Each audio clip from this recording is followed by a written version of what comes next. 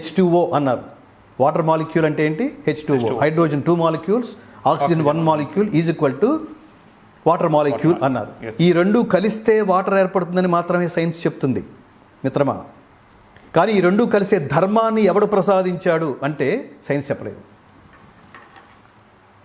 అక్కడ దాకా వెళ్ళగలిగితే మీరు దీని సైన్స్ అనేది మీరు అసలు మనం ఇంకా చాలా స్పష్టంగా మాట్లాడుకుంటే సైన్స్ ఎప్పుడు ఈ ఆధ్యాత్మికతకు వ్యతిరేకం కాదు. ఈ మధ్యలో ఈ దేవుడు లేడు, వాళ్ళు లేడు, వీళ్ళు లేడు అనుకునే 0.001 కూడా లేరు. ఆ పర్సంటేజ్ వాడు కొంచెం పెద్ద గొంతుతో అరుస్తుంటారు. అది అంతే, అది వాళ్ళ దురదృష్టం అనుకోవాలి అంతే. వాళ్ళ జీవితంలో ఆ రియలైజేషన్ ఉండదు. మీరు చూడండి, మీరు మ్యాక్సిమం వీళ్ళని ఏమంటారు, కమ్యూనిస్టులు, మ్యాక్సిమం కమ్యూనిస్టులు మీరు జీవిత చివరి కాలంలో చూడండి స్వామీజీల దగ్గర తేలుతూ ఉంటారు, గద్దర్ అనే మహాత్ముడితో సహా. వీళ్ళు అక్కడి నుంచి వచ్చిన వాళ్ళే.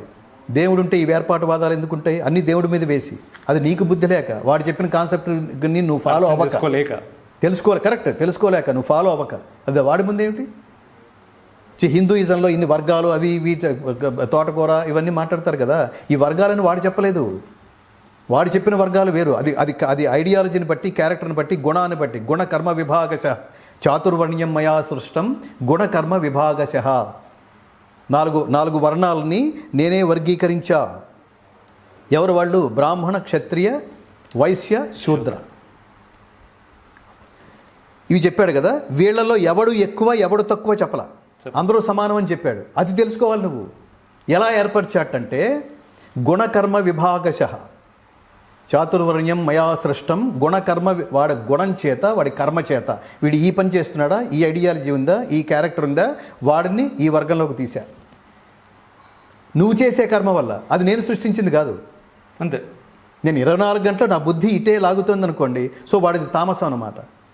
నా బుద్ధి పబ్బ వైపుగా లాగుతోంది, తామసం అన్నమాట. నా బుద్ధి గుడి వైపుగా లాగుతోంది, సాత్వికం అన్నమాట. అటు వెళ్ళేవాడిని అది పేరు. నువ్వు భగవద్గీత పుస్తకం అనేది ఒక అద్దంలాగా మీరు భావించగలిగితే, దాని ముందు నిలబడితే మీ క్యారెక్టర్ ఏమిటో మీకు అర్థమవుతుంది. వాడికేమీ ద్వేషం లేదు. వాడు చెప్తున్నాడు కదా, నమే ద్వేష్యోస్తి న ప్రియ. ముందు దాని మీద నమ్మకం ఉండాలి. నమ్మకం లేనప్పుడు విమర్శించద్దు. ఆ సబ్జెక్ట్ జోలికే వెళ్ళద్దు. నమ్మకం ఉండేవాళ్ళు ఫాలో అవుతారు, వెళ్ళాల్సిన చోటుకు వెళ్తారు. నమ్మకం లేనివాడు అక్కడే ఉంటాడు. వాడి కర్మ, వీడి కర్మ. కర్మ కాదు, కర్మ, నీ పని. అక్కడే ఉండి అదే పనులు చేసుకుంటూ ఉంటావు. అయితే ఏంటంటే సమాజానికి నష్టం లేనంత వరకు చూడండి, దీని ప్రభావం ఎలా ఉంటుందంటే, సమాజానికి నష్టం నువ్వు చేయనంత వరకు ఏ మార్గంలో ఉన్నా ఓకే. అంతే. నువ్వు ఖచ్చితంగా ధర్మ మార్గంలో ఉండి దైవాన్ని నమ్మకపోయినా నువ్వు దైవ మార్గంలో ఉన్నట్టే. నీ వల్ల నష్టం లేనంత మట్టు. అందుకని భగవద్గీతని పరిశోధించి మాట్లాడితే వాడితో డిస్కస్ చేస్తాం. భగవద్గీతని ఇంట్లోంచే నువ్వు ఒక ద్వేషపూరితమైన అవగాహన దాని మీద ఏర్పరచుకుని దాని మీద ఆర్గ్యూ చేయడానికి వస్తే ఐ డోంట్ అలౌ. ఎందుకంటే గురువుకు ఉండాల్సిన లక్షణాలు చెప్తూ శిష్యుడికి ఉండాల్సిన లక్షణాలు కూడా చెప్తాడు. గీత చెప్తుంది, ఇదంతే నా తపస్కాయ, ఇదంతే నా అతపస్కాయ, నా అభక్తాయ కదాచన నచా శుశ్రూషవే వాచ్యం నచమాం యహ అభ్యసూయతి. ఎవరికి భగవద్గీత చెప్పాలి? ఇంట్రెస్ట్ లేని వాడికి చెప్పద్దు. ఒక భగవద్గీత కాదు, ఏ సబ్జెక్ట్కి చెప్పద్దు. మీకు ఫ్లైట్ టెక్నాలజీ అంటే ఇంట్రెస్ట్ లేదండి, నాకు చాలా ఇంట్రెస్ట్ ఉంది అనుకోండి. కనిపించిన ప్రతి వాడికి ఫ్లైట్ టెక్నాలజీ గురించి నేను బాధేస్తున్నాను అనుకోండి.